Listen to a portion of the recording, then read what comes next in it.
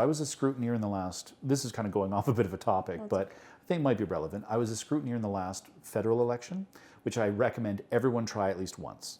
So what is the scrutineer? So Daytona, you... I don't know. No, that's the important thing here. Yeah. So Daytona, you would be basically, you'd go to a polling station at a certain time, and then throughout the day, and I mean, you're going to be there for hours, bring a book and some water. You're going to be there all day, and you're going to make sure that if you listen to all the stuff that's going on around you, like some of the election workers hate the fact that federally we allow vouching. So let's say there's you, there's Albert. Albert lives in the same building as you. Albert shows up with no identification whatsoever. Doesn't have a driver's license, doesn't have a passport, doesn't even have a bill. But you say, I know Albert, I can vouch for him, he lives in my building.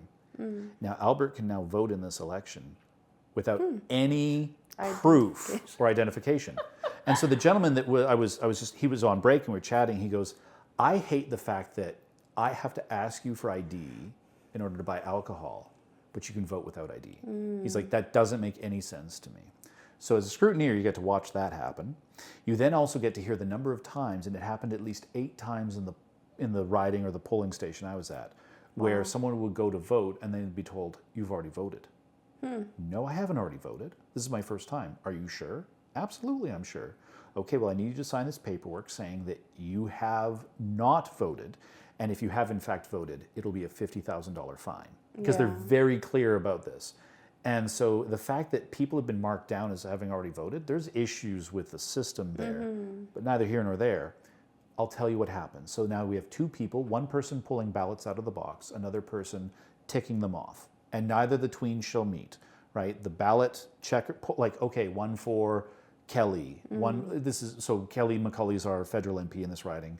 So, and I was scrutineering for his campaign. So here's Kelly McCulley, here's Brad Fournier, here's the NDP, here's the Marxist-Leninist. I'm not making that up. There was a Marxist-Leninist party, right? It's like, hey, good for you. Good for you. Didn't get many votes. But it'd be like, okay, so you have the person pulling out the ballots and saying who they're for, and then you have the other person marking down as a quick tabulation, and then when they count the paper versus the tabs, of course, the numbers match, done. But the point of a scrutineer is that I need to make sure that the ballots being cast, regardless of who they're being cast for, are good, meaning one mark of any kind inside the circle. So you'd see the names, you'd see a light gray circle, and I'd see X's, I'd see plus signs, I saw a star, I saw an H, I saw a star within a circle, inside the circle, but it was fine. It was clean, it was clear intent, except for one ballot that showed up and it said People's Party, sorry, there was a People's Party candidate, People's Party, circled it, wrote no. Then he marked CPC for Kelly, circled it, and wrote yes. And so the ballot, the elections returning people said, well, what do we do? I said, well, we can't, it's a disregarded ballot. We can't accept it. And they said, well, but clearly shows intent. I said, but one mark only. We can't have 2 marks. It's a disregarded ballot. Yeah. And so what that gentleman or lady, that individual could have done is take that ballot and go, I'm sorry, I've destroyed my ballot. Go back out, go, I've destroyed my ballot.